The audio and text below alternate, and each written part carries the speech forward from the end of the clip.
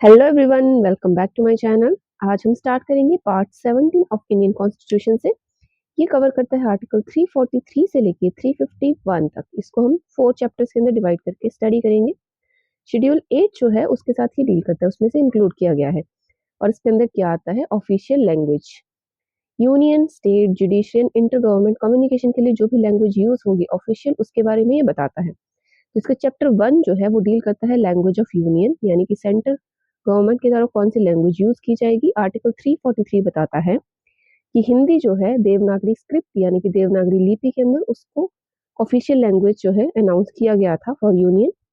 But इसके अलावा English जो थी 1950 से लेके 1965 तक उसे जो भी ऑफिशियल वर्क होगा वहां पे यूज किया जा सकता था। बट बाद में 1965 से इसे एक्सटेंड कर दिया गया, मतलब कि अभी भी इसे यूज किया जा रहा है ऑफिशियल पर्पस के लिए। आर्टिकल 344 बताता है प्रेसिडेंशियल कमीशन के बारे में।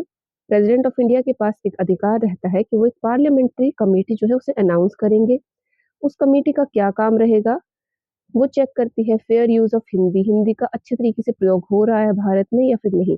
इसके अलावा इंग्लिश के प्रयोग के ऊपर रिस्ट्रिक्शन लगाना भी इसी कमेटी का काम है। इस कमेटी के अंदर 30 मेंबर्स रहते हैं इन टोटल, राइट, जिसमें 20 जो है लोकसभा के होंगे एंड 10 जो है वो राज्यसभा से होंगे। इसके अलावा जो प्रेसिडेंशियल कमीशन है जो कि अनाउंस करता है पार्लियामेंट्री कमेटी को, उसे बनाया गया था आफ्टर 5 इयर्स। 1950 के बाद 5 इयर्स के बाद इसे बनाया गया था, बट एवरी 10 इयर्स इसको रिवाइज करना जो था वो कंपल्शन था। चैप्टर 2 की तरफ हम चलते हैं। चैप्टर 2 जो है ये डील करता है रीजनल लैंग्वेजेस के साथ। पहले तो हमने यूनियन की लैंग्वेज के बारे में स्टडी कर लिया, बट हर एक रीजन के लिए कौन कौन सी लैंग्वेज यूज होगी उसके बारे में देखते हैं। ये कवर करेगा आर्टिकल 345 टू लेके 347 तक।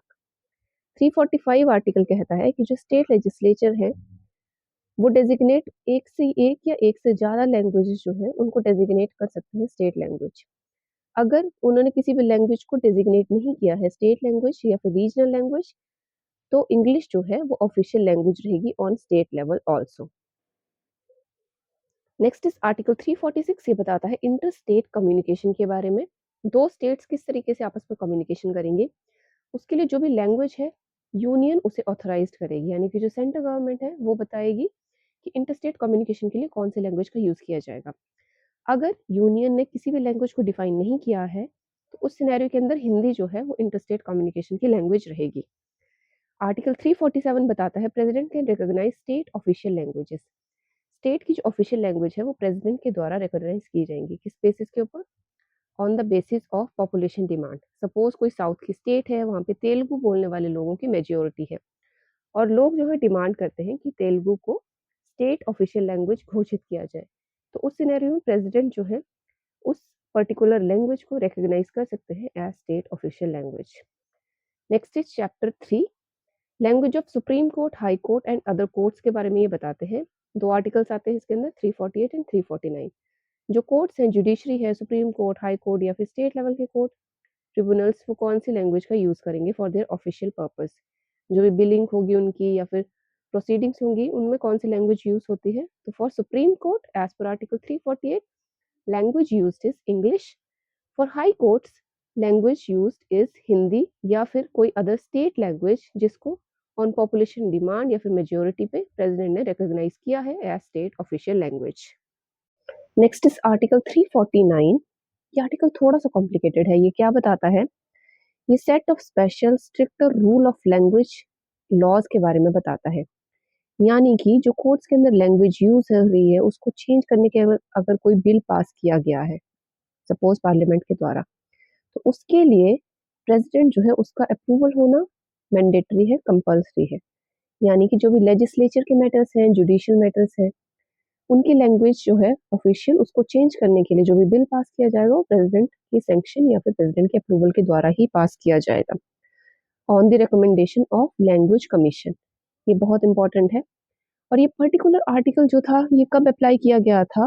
For the first 15 year of constitution begin, यानी कि 1950 के बाद जो फर्स्ट 15 ईयर्स थे उनके लिए एप्लीकेबल था ये पर्टिकुलरली ये वाला article. Chapter 4 is special directives. Article 350 351 इसके अंदर आएंगे। आर्टिकल 350 बताता है राइट टू कंप्लेंट। कोई भी जैसे पॉपुलेशन है, हम में आम नागरिक, अगर हमने कंप्लेंट करनी है किसी भी कोर्ट के अंदर या फिर ग्रीवेंसेस जो है उन्हें सबमिट करना है, तो उसके लिए किसी भी लैंग्वेज का यूज़ किया जा सकता है किसी भी स्टेट के अंदर। अगर कोई कंफर्टेबल है कि उसे अपनी मदर टंग के अंदर कोई कंप्लेंट सबमिट करनी है, तो वो उसमें भी कर सकते हैं, हिंदी में भी कर सकते हैं, किसी भी government office across India, right? Article 350 ए बताता है लिंग्विस्टिक माइनॉरिटी ग्रुप्स के बारे में। अब जो माइनॉरिटी ग्रुप्स हैं, उनको एक छूट दी गई है as per this particular article कि उनकी जो प्राइमरी एजुकेशन है, वो उनकी मदर टंग में ही हो। जैसे कि लिंग्विस्टिक माइनॉरिटी ग्रुप कौन से होंगे, जब कोई भाषा है, उसके बहुत कम लोग हैं किसी एरिया के अंदर, तो उनको जो एजुकेशन दी जाएगी, वो उनकी मदर टंग में ही दी जाएगी। आर्टिकल 350 बी जो है, ये बताता है प्रेसिडेंट, ये जो लिंग्विस्टिक माइनॉरिटी ग्रुप्स हैं, इनके जो भी अधिकार होंगे, उनको बचाने के लिए प्रेसिडेंट जो है अपॉइंटमेंट करेंगे एक स्पेशल ऑफिसर की फॉर दिस लिंग्विस्टिक माइनॉरिटीज, ताकि उनके अधिकारों का संरक्षण किया जा सके। आर्टिकल 351 बताता है यूनियन के बारे में। यूनियन यानी कि सेंट्रल गवर्नमेंट की ये जिम्मेवारी रहती है कि वो प्रमोट करे, स्प्रेड करे हिंदी लैंग्वेज को अक्रॉस इंडिया, ताकि हिंदी का ज़्यादा से ज़्यादा प्रयोग किया जाए। इसके लिए संस्कृत जो है उसे प्राइमरी सोर्स जो है वो बनाया गया है। अब कुछ एक फैक्ट्स के बारे में हम देखेंगे, जिनके बारे में हम इम्पोर्टेंट फैक्ट्स के बारे में देखेंगे। तो फर्स्ट है कि इंडिया की कोई भी नेशनल लैंग्वेज नहीं है, Hindi is official language, Hindi English. Second point कहता है कि जो लैंग्वेज से रिलेटेड सबके सब आर्टिकल हैं, उन्हें 8th शेड्यूल के अंदर जो है ऐड किया गया है। इसके अनुसार 22 लैंग्वेजेस हैं जिन्हें रिकॉग्नाइज किया गया है इंडिया के अंदर। इनिशियली जब कॉन्स्टिट्यूशन लागू हुआ था तब 14 ही थी ये, अभी करंटली 22 है। थर्ड पॉइंट कहता है ऑफिशियल लैंग्वेज एक्ट ऑफ 1963 के बारे में। इसने जो है इंग्लिश का यूज आफ्टर 1965, जो मैंने बताया था ना 1950 प्लस 15 ईयर्स के लिए एक्सटेंड किया गया था, तो ये वाला एक्ट जो है इंग्लिश के यूज को एक्सटेंड कर देता है 1965 के बाद भी। फोर्थ पॉइंट कहता है लिंग्विस्टिक डाइवर्सिटी के बारे में, यानी कि भारत में अलग अलग राज्यों के अंदर, क्षेत्रों के अंदर अलग अलग भाषाएं हैं, ठीक है, तो उससे लिंग्विस्टिक डाइवर्सिटी कहा जाता है। लिंग्विस्टिक ये होती है भाषा, तो अलग अलग भाषाएं हैं इसलिए डाइवर्सिटी। अप्रोक्सीमेटली 1600 लैंग्वेजेस हैं इंडिया के अंदर। कुछ एक और पॉइंट्स हैं। 2004 के अंदर जो है डोगरी, मैथिली, बोडो और सेंथली को ऐड किया गया था लैंग्वेजेस के अंदर। 1992 में कोंकणी, नेपाली, मणिपुरी को ऐड किया गया था। एंड 1967 के अंदर सिंधी को ऐड किया गया था। इनिशियली 14 थी, इनको ऐड करने के बाद इन पर्टिकुलर ईयर्स के अंदर 22 है at current languages.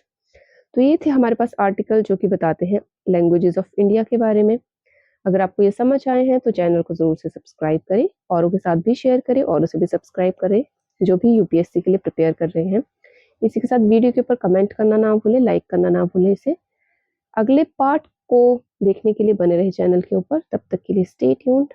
Thank you for staying on this channel. Bye bye.